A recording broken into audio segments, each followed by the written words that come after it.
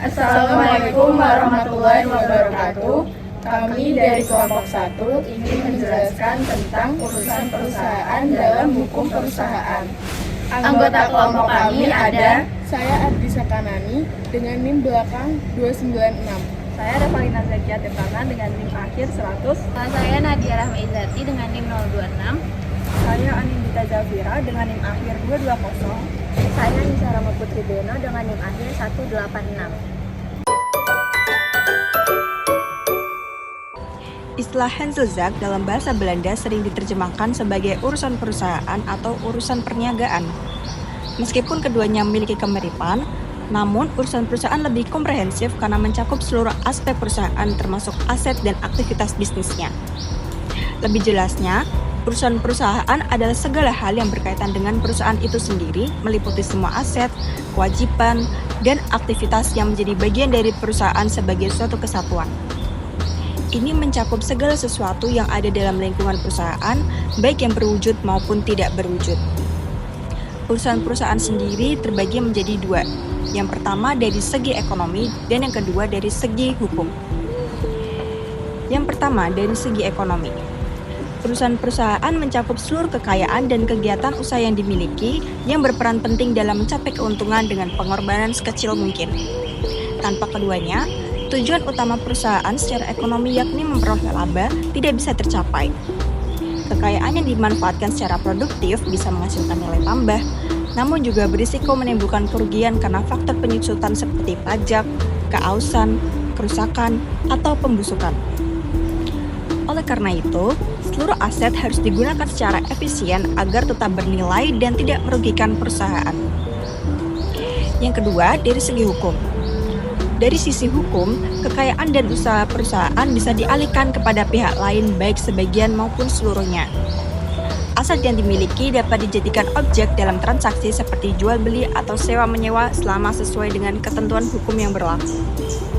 Penjualan kekayaan perusahaan bisa dilakukan secara keseluruhan, namun cara pengalihannya berbeda-beda tergantung jenis barangnya dan harus mengikuti aturan yang tercantum dalam pasal 612 KUH Perdata. Selanjutnya ada harta kekayaan perusahaan, merupakan seluruh sumber daya dan aset yang dimiliki dan dikuasai oleh perusahaan, mempunyai nilai ekonomi, diakui dalam pembukuan dan dilindungi oleh hukum. Harta kekayaan perusahaan terdiri dari 4 kategori. Yang pertama ada aset bergerak, aset tidak bergerak, aset berwujud, dan aset tidak berwujud. Pertama ada aset bergerak, merupakan jenis aset yang dapat dipindahkan dari satu tempat ke tempat yang lain dan digunakan oleh operasional perusahaan atau untuk memperoleh pendapatan. Yang kedua ada aset tidak bergerak, merupakan jenis aset yang tidak dapat dipindahkan dari satu tempat ke tempat yang lain dan aset ini seringkali merupakan investasi jangka panjang dan memiliki nilai ekonomi yang stabil.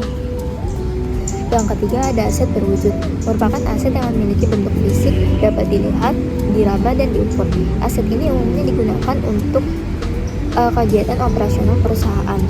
Yang keempat ada aset tidak berwujud, merupakan aset yang tidak memiliki bentuk fisik tetapi dapat disimbolkan.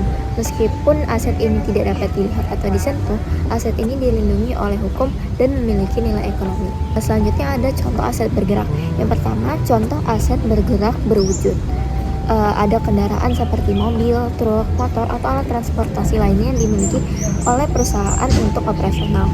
Yang kedua ada mesin dan peralatan seperti mesin produksi atau peralatan kantor.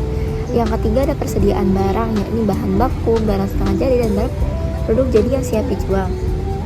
Dan yang terakhir ada uang tunai atau setara kas seperti uang kas perusahaan atau rekening bank. Selanjutnya ada contoh aset bergerak tapi tidak berwujud. Yang pertama ada investasi jangka panjang seperti saham dan obligasi. Yang kedua ada hak cipta, merek dagang, dan hak paten. Dan yang ketiga ada goodwill, dan yang terakhir ada lisensi perangkat lunak. Selanjutnya ada contoh aset tidak bergerak. Yang pertama ada contoh aset tidak bergerak dan berwujud. Yang pertama ada lahan, yakni lahan atau tempat perusahaan beroperasi atau berinvestasi. Yang kedua ada bangunan seperti gedung kantor, pabrik, gedung, dan toko yang berdiri di atas tanah milik perusahaan. Dan yang terakhir ada infrastruktur tetap. Contoh terakhir adalah contoh aset tidak bergerak dan tidak berwujud. Untuk contoh ini bisa dibilang hampir jarang ditemukan, namun contohnya bisa seperti hak guna usaha atau hak guna bangunan, yakni hak tidak berwujud atau hak untuk menggunakan yang secara eksklusif terkait dengan aset tidak bergerak berwujud, yakni tanah atau bangunan, dan tidak dapat dipisahkan dari objek fisiknya selama hal itu berlaku. Contoh lainnya adalah hak mineral atau hak penambang. Jadi di slide goodwill, aset tak berwujud paling berharga, itu menjelaskan apa itu goodwill. Sederhananya, goodwill itu bukan aset fisik, jadi bukan gedung, bukan mesin, bukan inventory. Ini adalah nilai tak terlihat yang melekat pada sebuah perusahaan. Jadi bayangkan begini, kenapa ada orang yang mau bayar lebih untuk sebuah bisnis daripada nilai fisik semua asetnya. Nah, selisih lebih itu yang kita sebut goodwill, itu mencerminkan potensi keuntungan masa depan yang ada di luar aset berwujud. Itu seperti reputasi atau nama baik suatu perusahaan yang bisa menghasilkan uang di kemudian hari. Di slide selanjutnya itu ekonomi dan hukum dalam satu pandangan. Dari sisi ekonomi, goodwill itu adalah sumber kekuatan bisnis. Ini terbentuk dari hal-hal yang membuat perusahaan unggul dan dicintai pelanggan.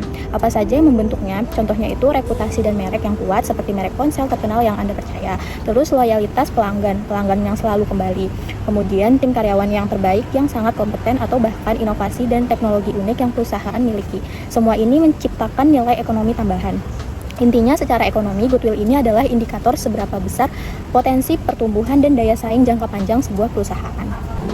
Kemudian menjelaskan dari sisi hukum, goodwill itu bukan cuma konsep abstrak, tapi diakui sebagai aset yang sah. Artinya punya nilai moneter yang diakui secara legal dan akuntansi.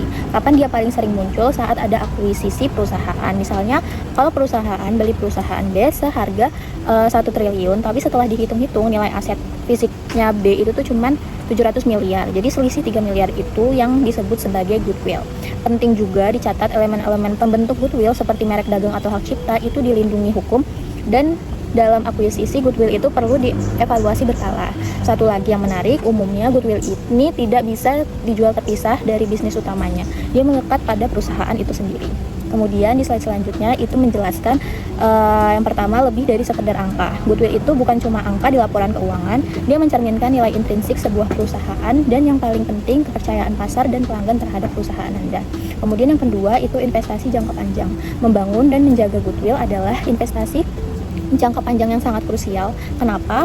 Karena ini akan membantu meningkatkan valuasi perusahaan Anda, membuat Anda lebih menarik di mata investor, dan yang paling penting itu menciptakan bisnis yang berkelanjutan dalam jangka panjang. Menurut pasal 1 angka 2 UU nomor 8 tahun 1997 tentang dokumen perusahaan adalah data, catatan, atau keterangan yang dapat dibuat dan atau diterima oleh suatu perusahaan dalam rangka pelaksanaan kegiatannya, baik tertulis di atas kertas atau sarana lain maupun terekam dalam bentuk corak apapun dan dapat dilihat, dibaca, ataupun didengar. Menurut Undang-Undang Nomor 8 Tahun 1997, jenis dokumen perusahaan dibagi menjadi 2, yaitu dokumen keuangan dan dokumen lainnya. Dokumen keuangan adalah dokumen yang memuat catatan, bukti pembukuan, dan data pendukung administrasi keuangan yang menjadi bukti adanya hak, kewajiban, serta kegiatan usaha perusahaan. Sedangkan dokumen lainnya adalah data atau setiap tulisan yang berisi keterangan yang memiliki nilai guna bagi perusahaan meskipun tidak berkaitan langsung dengan dokumen keuangan. Selanjutnya, saya akan membahas mengenai pengalihan bentuk dokumen perusahaan. Dokumen perusahaan dapat dialihkan ke mikrofilm atau media lainnya sejak dibuat ataupun diterima. Namun, pimpinan perusahaan harus mempertimbangkan apakah naskah asli perlu tetap untuk disimpan, terutama jika dokumen tersebut memiliki nilai penting atau kepentingan hukum. Dokumen asli yang bersifat otentik dan masih dibutuhkan secara hukum wajib untuk disimpan. Selanjutnya ada legalisasi dokumen. Setiap pengalihan dokumen wajib untuk dilegalisasi oleh pimpinan perusahaan atau pejabat yang ditunjuk. Legalisasi ini harus disertai berita acara yang memuat tempat, tanggal, dan waktu legalisasi, pernyataan bahwa pengalihan telah sesuai dengan dokumen asli, serta tanda tangan dan nama pejabat yang melegalisasi. Selanjutnya ada pemindahan, penyerahan, dan pemusnahan dokumen perusahaan. Yang pertama ada pemindahan dokumen perusahaan. Dokumen perusahaan dapat dipindahkan dari unit pengolahan ke unit kearsipan sesuai keputusan pimpinan perusahaan dan kebutuhan perusahaan. Yang kedua ada penyerahan dokumen perusahaan. Dokumen yang bernilai bagi kepentingan nasional wajib diserahkan ke Arsip Nasional Republik Indonesia dengan berita acara dan daftar dokumen yang diserahkan. Yang terakhir ada pemusnahan dokumen perusahaan. Pemusnahan dokumen dilakukan berdasarkan keputusan pimpinan perusahaan atau sesuai jadwal retensi lisensi. Dokumen yang sudah dialihkan ke mikrofilm atau media lainnya dapat langsung dimusnahkan kecuali ditentukan untuk tetap disimpan. Setiap pemusnahan harus disertai berita acara mendaftar dokumen yang dimusnahkan. Lalu, ada usaha perusahaan. Yang pertama, ialah lingkup usaha perusahaan. Usaha perusahaan adalah segala aktivitas atau kegiatan yang dilakukan oleh perusahaan untuk mencapai tujuan ekonominya, yaitu memperoleh keuntungan atau profit dan menjaga keberlangsungan usaha. Dalam konteks hukum perusahaan, usaha perusahaan adalah bidang atau ruang lingkup kegiatan yang secara sah dilakukan oleh perusahaan sesuai dengan maksud dan tujuan yang telah ditetapkan dalam anggaran dasar perusahaan. Meski demikian, sebagai komponen usaha bisa dialihkan tanpa harus memindahkan perusahaannya. Misalnya, yang pertama ada kontrak bisnis, yaitu perjanjian dengan pihak ketiga. Lalu ada aset hasil kontrak, itu ialah piutang dari penjualan, utang dari pembelian, hak lisensi, dan hak merek. Lalu ada produk usaha. Produk usaha itu berisikan dengan kualitas produksi, rahasia dagang, goodwill, reputasi, dan relasi pelanggan. Lalu ada surat berharga yang berisikan saham, wesel yang bisa diperjualbelikan. Lalu ada lisensi, itu isinya ialah hak paten atau merek dapat dilisensiasikan. Lalu yang kedua ialah alasan usaha perusahaan tidak mudah dialihkan. Karena tidak mungkin dialihkan, yaitu yang pertama ada utang, yaitu kewajiban yang tidak bisa dialihkan ke pihak lain tanpa kesepakatan.